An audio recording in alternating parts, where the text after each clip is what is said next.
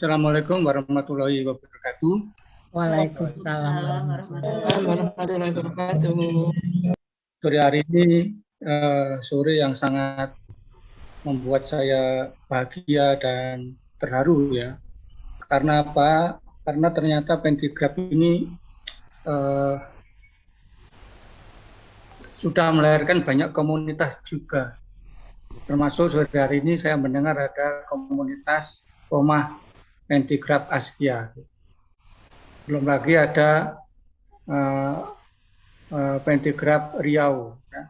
Dan mungkin masih banyak yang lain. Jadi tentu ini menjadi sangat membahagiakan saya karena dalam perjalanan berkarya saya tidak sendiri, saya ditemani oleh banyak orang yang ternyata juga sangat mencintai Pendigrab. Ya, cerpen 3 paragraf. Saya ucapkan terima kasih kepada panitia yang memberikan undangan kepada saya untuk hadir pada ruang virtual sore hari ini. Dan saya juga bangga karena peserta yang hadir di sore hari ini itu terbentang dari Sabang sampai Merauke tampaknya begitu ya, di seluruh Indonesia. Tentu ini juga jaring-jaring yang sangat diperlukan agar Pendigrab ini dikenal semakin banyak orang yang ada di Indonesia ini. Saya kira itu pengantar dari saya. Mungkin saya ingin share PPT ya, bisa dibantu ya. Bisa dibantu share PPT. Mas Nanang, mungkin PPT materinya Pak Tengsu sudah? Ya, bisa Pak Tengsu. Sudah. Mbak Neni aja kalau gitu. Kalau tidak mungkin saya sendiri aja ya. Oh sudah. Oke. Sudah di-share Pak. Ya. Masih jalan. Oke. Next. Baik, saya akan mengantarkan dulu sebelum ke Pendigrab ya, bahwa betapa pentingnya menulis itu ya. Jadi ini kata-kata yang sangat terkenal dari Pramudia Anantatur ya. Orang boleh pandai setinggi langit, tapi selama ia tidak menulis, ia akan hilang di dalam masyarakat dan dari sejarah. Menulis adalah bekerja untuk keabadian. Saya kira ini penting. Mungkin kekayaan kita bisa hilang ya. Kecantikan kita, ketampanan kita akan musnah oleh waktu. Tetapi tulisan kita itu akan abadi. Jadi yang membuat kita abadi itu adalah di samping amal ibadah kita tentu saja adalah tulisan-tulisan yang kita hasilkan.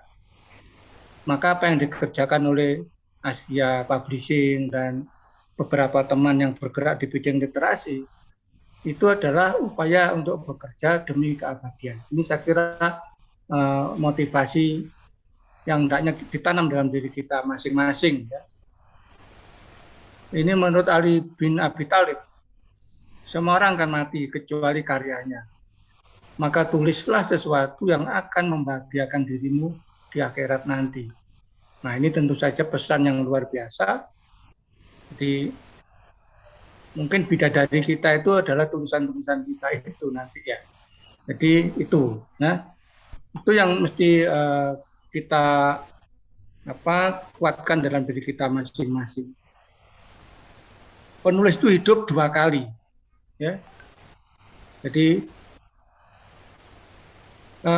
kita dilahirkan ke dunia hidup. Ya.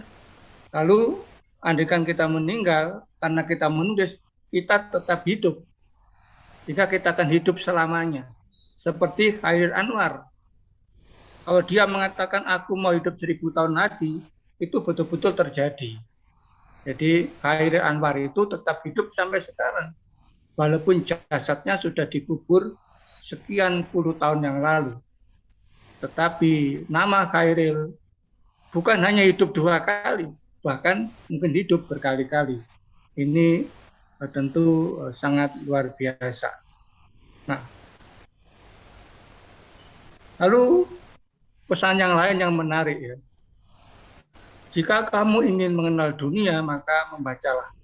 Jika Anda ingin dikenal dunia, maka menulislah. Jadi membaca dan menulis ini bagi kita sangat penting. Dengan membaca kita mengenal dunia, dengan menulis kita dikenal oleh dunia. Jadi apa yang kita kerjakan dalam bidang literasi ini, itu mempunyai dampak yang luar biasa bagi kita sebagai pribadi dan mungkin juga bagi sesama yang menyukai karya-karya kita dan membacanya. Nah, kadang-kadang orang berpikir menulis itu susah. Kadang-kadang kita membayangkan menulis itu adalah pekerjaan yang rumit. Tetapi kalau kita ingat kata-kata Stephen King ini, hal paling menakutkan adalah hanya pada saat kamu belum memulai. Padahal ketika kamu sudah memulai misalnya, tidak ada yang menakutkan. Maka menulislah. Maka ketika kita sudah menikmati aktivitas menulis, yang terjadi adalah, oh ternyata menulis itu tidak pernah menakutkan, tapi justru menyenangkan.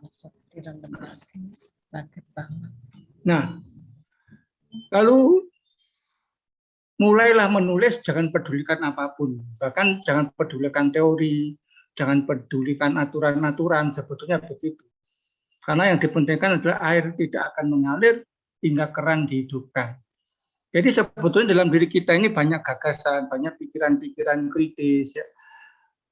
Tetapi pikiran-pikiran kritis itu, gagasan-gagasan itu tidak pernah dibaca orang karena keran kita tidak kita hidupkan.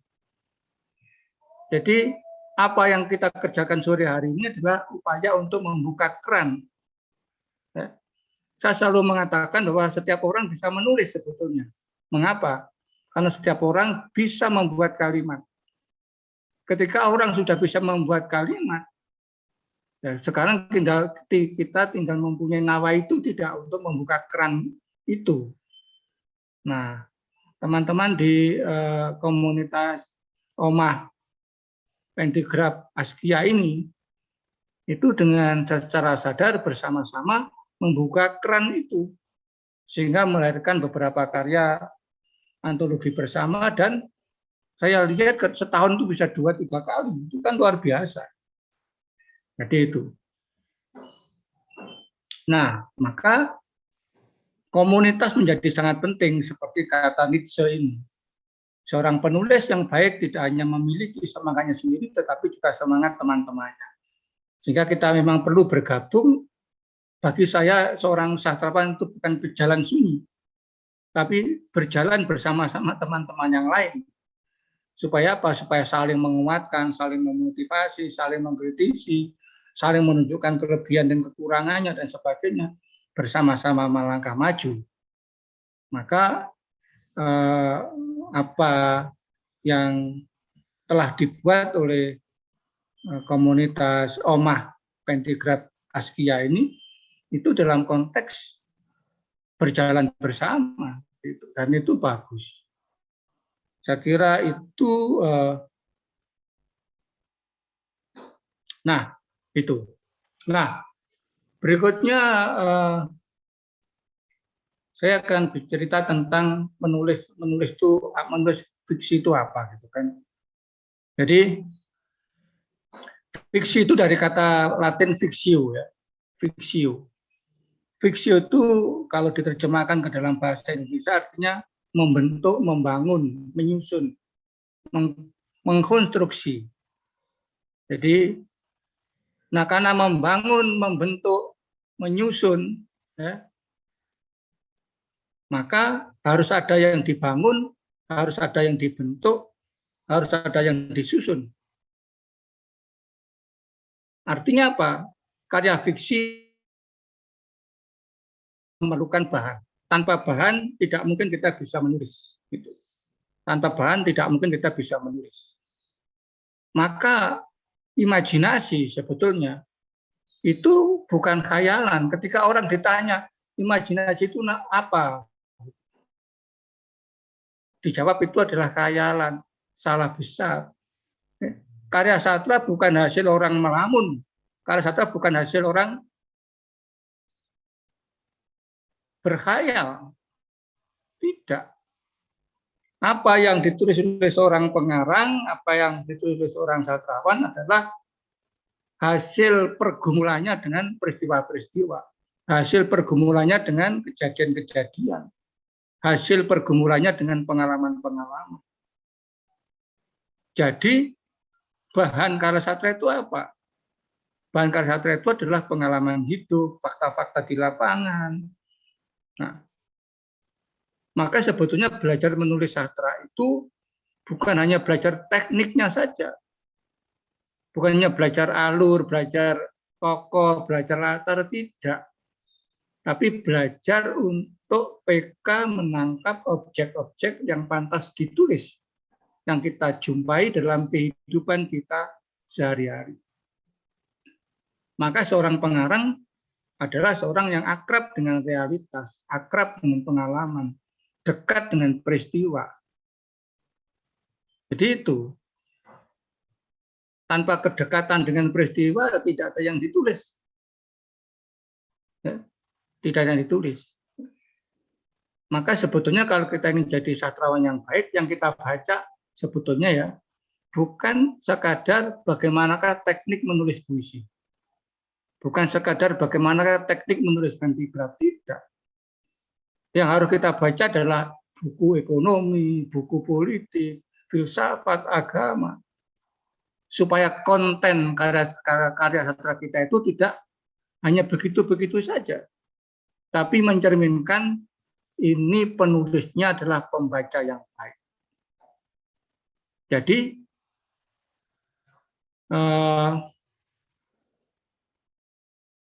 seorang penulis adalah pembaca yang baik. Walaupun seorang pembaca yang baik belum tentu menjadi penulis yang baik. Tetapi seorang penulis pasti pembaca yang baik. Kalau kita kurang membaca, akan kelihatan dari model karya kita nanti. Akan tampak sekali. Ini adalah produk penulis yang tidak pernah membaca. Jadi itu. Jadi itulah. Bahan tadi dapat didapatkan dari mana saja. Pengalaman-pengalaman itu. Nah, memang ini nggak saya jalankan. Ini memang belum jalan ya. Jadi ini nggak ada di sini. Ya. Jadi bahan itu kita dapatkan dari mana? Ya. Pengalaman itu bisa dari pengalaman sendiri, bisa dari pengalaman teman yang datang ke rumah, bisa dari nguping perkara tetangga, bisa dari membaca, menonton televisi. Jadi, nah seorang pengarang harus mau melakukan itu. Maka saya selalu mengatakan betapa pentingnya riset bagi seorang sastrawan. Seorang sastrawan harus melakukan riset dalam hidupnya. Jadi harus melakukan observasi, wawancara, melihat, menonton, mengalami. Nah, seperti itu. Jadi ini kalau kita bicara bahan tadi. Lalu bahan tidak cukup, harus ada alat. Ya. Alatnya apa? Alatnya adalah kemampuan bahasa. Jadi kemampuan bahasa, kelihayan dalam menulis kalimat, kecerdasan dalam memilih kata-kata, itu adalah alatnya. Jadi bahan tidak cukup, harus ada alat yang dimiliki oleh seorang pengarang. Bagaimana agar alat kita itu bagus? Ya kita tidak boleh berhenti untuk menggunakan alat itu. Jadi ini menyangkut jam terbang. Jadi kalau kita sering menulis, lama-lama kalimat kita itu menjadi sangat cerdas. Kalau kita sering menulis, diksi kita itu menjadi sangat bervariasi.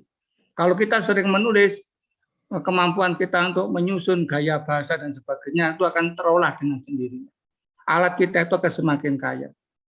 Jadi agar kita kaya, ya kita tidak boleh berhenti menulis. Terus menulis untuk membaca tadi, membaca dan menulis berulang-ulang. Supaya kita kaya dengan alat yang sangat canggih tadi. Nah, jadi itulah pentingnya bahan dan alat. Nah, saya kira itu pengantar tentang bagaimanakah kita harus menulis. Ya. Sehingga nanti dalam proses ya, bahan tadi telah diolah oleh pengarang, maka menjadi realitas baru. Nah, realitas baru ini disebut sebagai realitas imajinatif. Ya, realitas imajinatif menjadi fakta baru. Jadi apa yang kita lihat di dalam kehidupan sehari-hari tidak akan sama dengan apa yang kita tulis. Jadi kalau kita punya pengalaman A, ditulis tetap menjadi A, itu bukan karya sastra. Ya. Itu mungkin bahasa wartawan, A menjadi A saja. Kalau sastrawan, A ditulis menjadi A plus B pangkat 2 kali 1000. Berkembang menjadi realitas baru. Ya.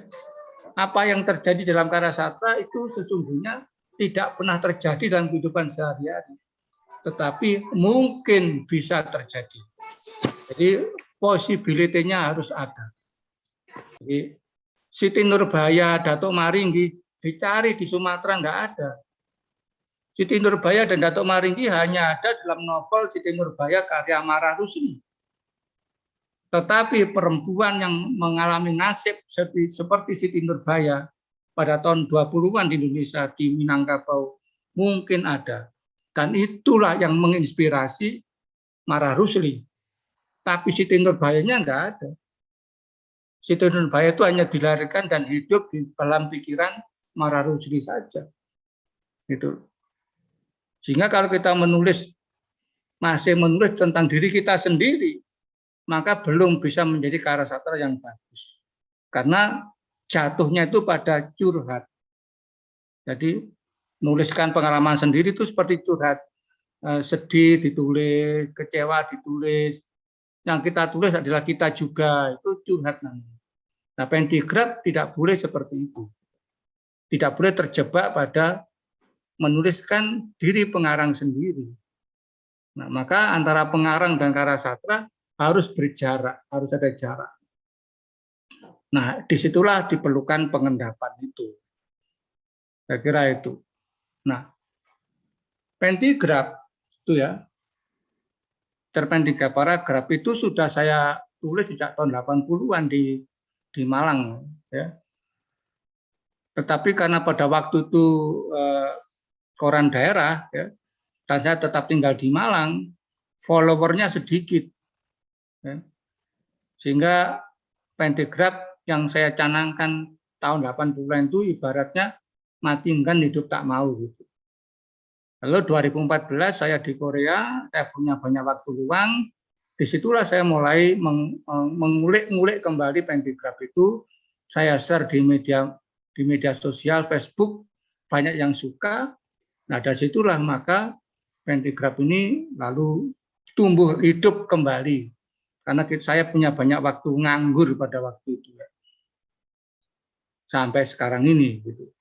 Nah, Bapak Ibu yang saya hormati, ya, Pentigraf ini sebetulnya merupakan cerpen yang pendek. Nah, kalau kita bicara prosa, prose, ya, itu ada novel, ada novelet, ada short story. Ya. Nah, short story ini ada short story, ada long short story, ada cerita pendek yang pendek, ada cerita pendek yang panjang. Dan Pentigraf itu tergolong cerita pendek yang pendek ini.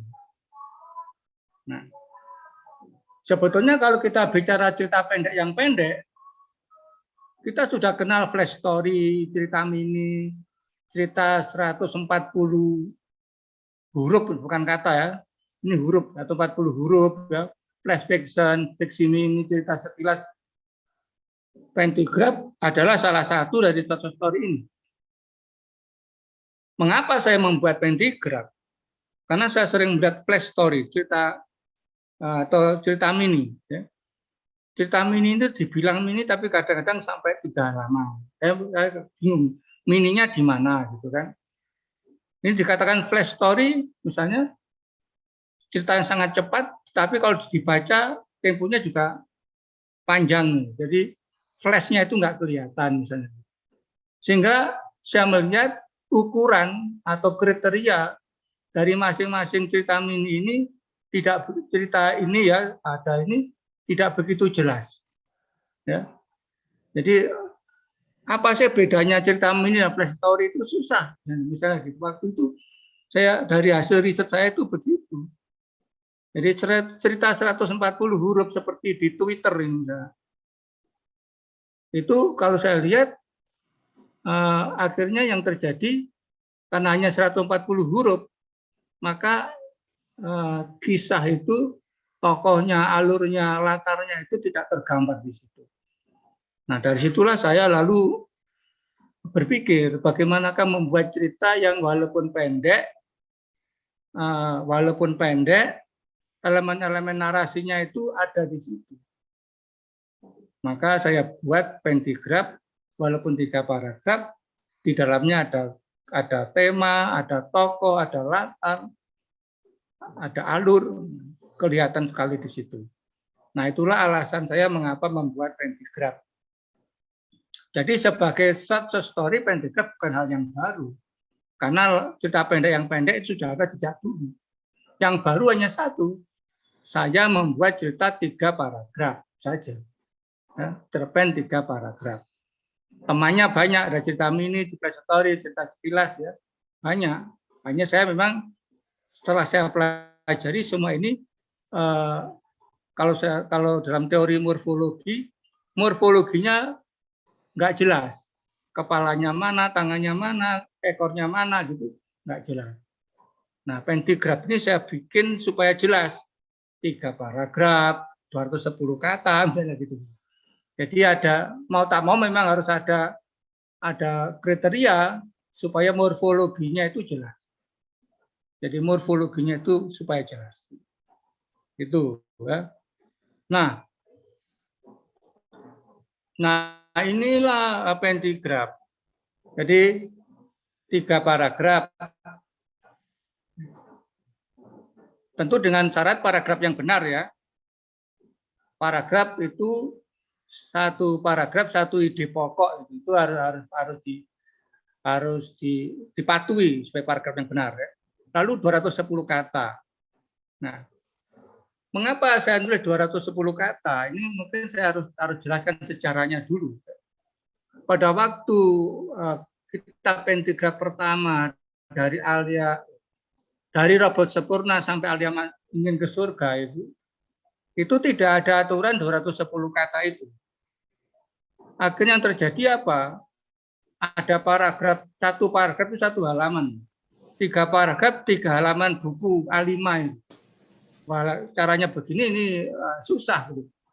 Lalu tidak fokus kemana-mana ya.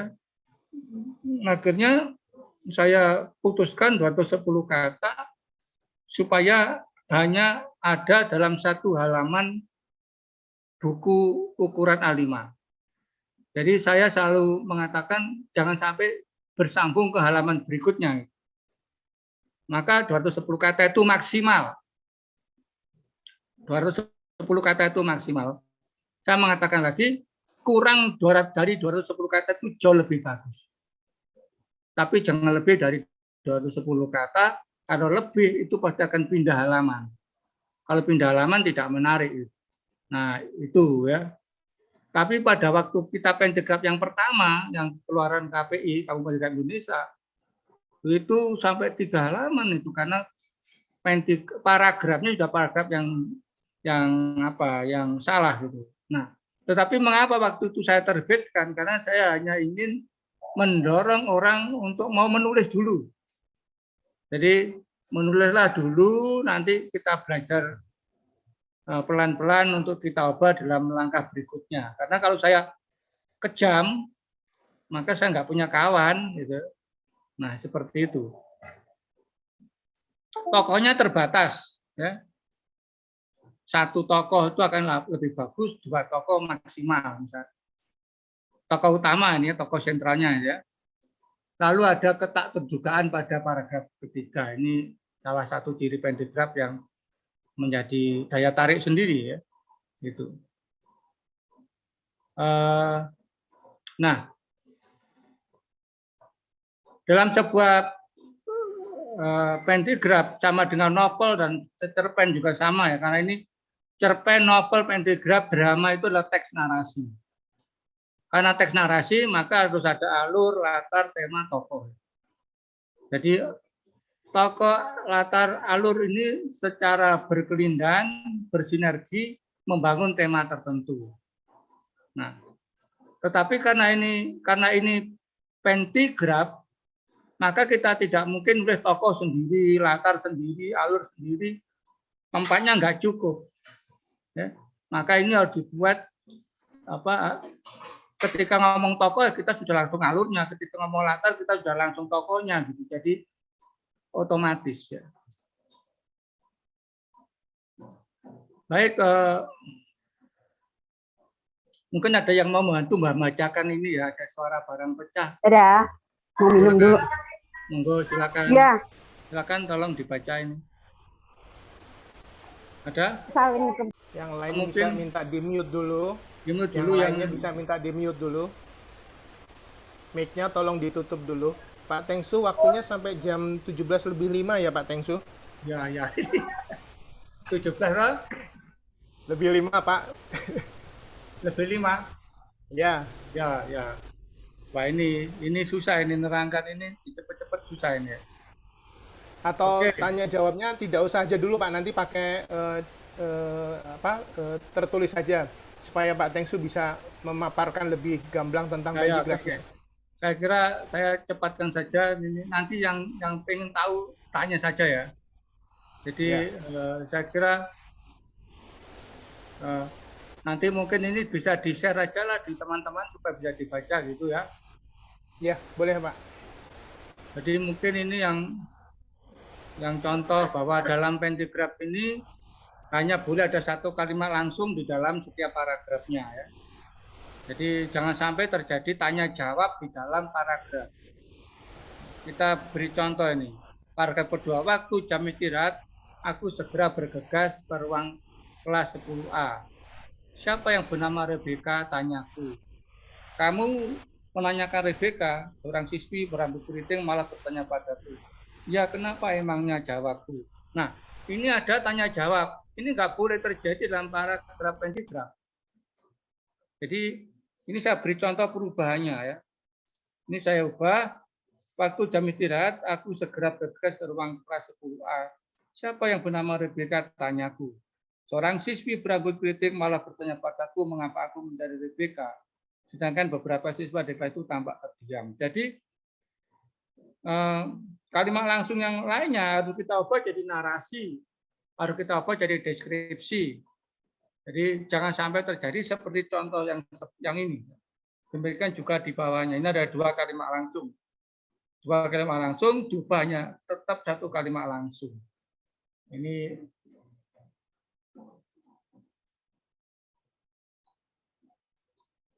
saya kira itu dulu aja lah. Kita diskusi aja kalau begitu omong-omongan. Silakan karena waktunya memang sangat terbatas. Terima kasih Mas Didit, saya kembalikan ke Mas Didit. Terima kasih Pak Tengsu untuk pemaparan tentang pentigrafnya. Mudah-mudahan teman-teman meskipun sekilas yang disampaikan oleh Pak Tengsu, mudah-mudahan bisa memperoleh ilmu baru tentang pentigraf. Meskipun pentigraf karya sastra baru sebenarnya juga bukan sesuatu yang baru karena Pak Tengsu sudah menuliskannya pada tahun 80-an. Saya meringkas sedikit apa yang sudah disampaikan oleh Pak Tengsu tentang pentigraf, yaitu pentigraf hanya terdiri dari 3 paragraf. Format paragrafnya harus dengan konsep paragraf yang ideal, yang tidak terlalu banyak ide pokoknya, hanya ada 1 ide pokok. Kemudian panjang pentigraf sudah ditentukan 210 kata, berfokus hanya pada persoalan seorang tokoh. Elemen narasinya harus ada, yaitu tokoh, alur, dan latar, kemudian bersatu padu, berkelindan untuk mendukung tema sedemikian kompaknya. Dan yang tak kalah penting dari pentigraf adalah pada paragraf ketiga harus ada ending kejutan atau ketidakterdugaan supaya muncul realitas baru yang kita dapatkan dari citra pentigraf. Yang terakhir adalah hanya ada boleh 1 kalimat langsung dalam pentigraf yang kita buat. Baik, untuk menyingkat waktu, barangkali Mbak Wida bisa bantu saya. Sudah ada yang masuk lewat chat, mungkin di chat room yang mau bertanya.